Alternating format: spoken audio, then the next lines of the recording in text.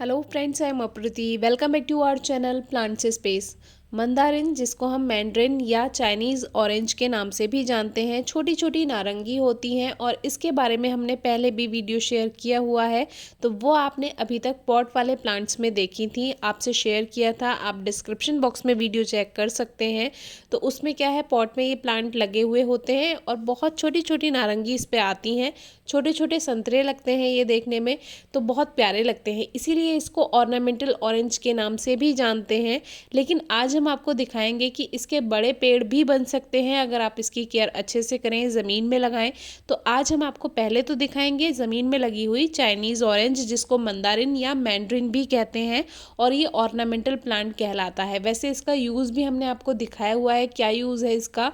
तो ये बहुत छोटे छोटे संतरे जैसे दिखने में होते हैं, लेकिन ये थोड़ी खट्टी मीठी होती है।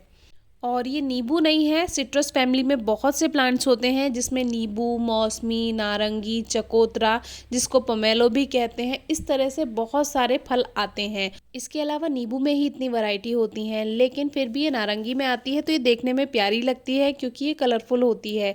दूसरी बात, इसमें साल में 2 बार फ्रूटिंग होती है। जो गर्मियों वाली फ्रूटिंग होगी वो खास नहीं होती है और वो हरी ही रहती है। केवल जो सर्दियों वाली फ्रूटिंग होती है वो ये ऑरेंज कलर में आती है। ये बात अलग है कि जो पहाड़ी क्षेत्रों वाले प्लांट्स होते हैं उसमें 2 बार भी फ्रूटिंग मिल सकती है और दोनों बार उसमें ऑरेंज फ्रूट्स आए। लेकिन हमारी तरफ, जैसे हम यूपी से हैं, उत्तर प्रदेश में या इस एरिया में दिल्ली साइड में या इधर, ये एक ही बार फ्रूटिंग करेगी जिसमें ये ऑरेंज कलर में आएगी। जो दूसरी बार की फ्रूटिंग होगी गर्मियों वाली, वो ये हरी ही रहती हैं। बाकी ऑरेंज कलर इसमें केवल और केवल दिसंबर जनवरी में ही आता है, साल में एक बार।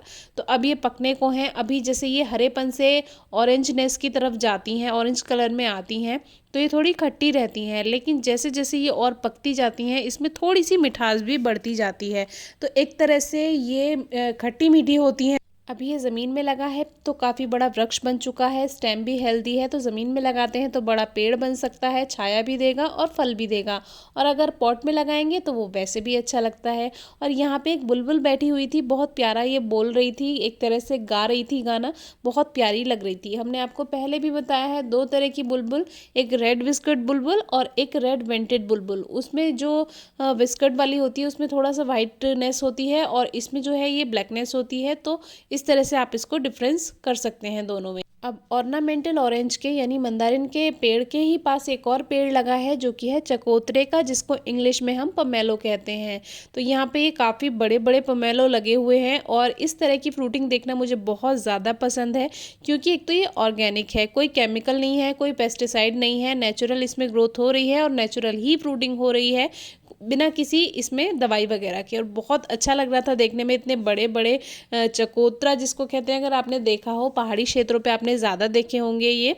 तो पोमेलो जो है ये मुझे देखने में बहुत प्यारे लग रहे थे, इतने बड़े बड़े, जैसे बेल होती है, अगर आपने बेल पेड़ पे लगी हुई देखी हो तो बहुत प्यारा लगा। शुरू में मुझे लगा मौसमी है, लेकिन ये मौसमी नहीं है, ये चकोतरा है। और इसका जो पौधा होता है, जितने भी सिट्रस फैमिली के प्लांट होते हैं उसमें सभी में एक जैसा ही उसकी पत्तियों का शेप और स्ट्रक्चर होता है। तो थोड़ा सा डिफरेंस करना थोड़ा मुश्किल हो सकता है, लेकिन जैसे जैसे आपको एक्सपीरियंस होता जाता है वैसे वैसे आप इसमें दोनों में अंतर पहचान सकते हैं। और पास ही में एक नींबू का पौधा भी लगा है, जिसमें अभी फिलहाल तो एक ही नींबू है, पहले इस पे नींबू आए हुए हैं। नींबू में भी कई किस्में होती हैं, कई तरह के नींबू के पौधे होते हैं, वैरायटी अलग अलग होती है। हमने आपसे पहले कुछ नींबू के पौधे शेयर किए हुए हैं। तो ये जो है ये कागजी नींबू लग रहा था और ये भी काफ़ी अच्छी फ्रूटिंग कर चुका है। अभी इस पे एक ही नींबू आया हुआ है। तो एक पास में इसमें अंजीर का पौधा भी लगा है जो कि बड़ा पेड़ बन गया है। अब आसपास जब इधर उधर पेड़ होते हैं तो ग्रोथ कम ही हो पाती है। एक आम का पेड़ भी लगा हुआ है और पास ही में गिलोय थी, तो चारों तरफ गिलोय भी फैली हुई है और गिलोय अपनी जड़ ऊपर से ही फेंक देती है, वैसे वो ग्रोथ करती जाती है। ये अनार का पौधा है, इस पे अनार भी आए थे। तो इस पे अनार क्या होता है, कभी कभी झड़ जाते हैं, तो उसमें आपको थोड़ा सा पानी पे और खाद पे ध्यान रखना चाहिए। एक और नींबू का यहाँ पे वैरायटी लगी हुई है और ये बड़ा वाला नींबू है, इसकी पत्तियों से ही आप इसकी पहचान कर सकते हैं। तो पत्तियों से भी बहुत आसानी से आप पौधों की पहचान कर सकते हैं। ये यहाँ पे चीकू का पौधा है और चीकू के पौधे पे अभी फ्रूटिंग तो नहीं है, लेकिन इसकी ग्रोथ अच्छी है।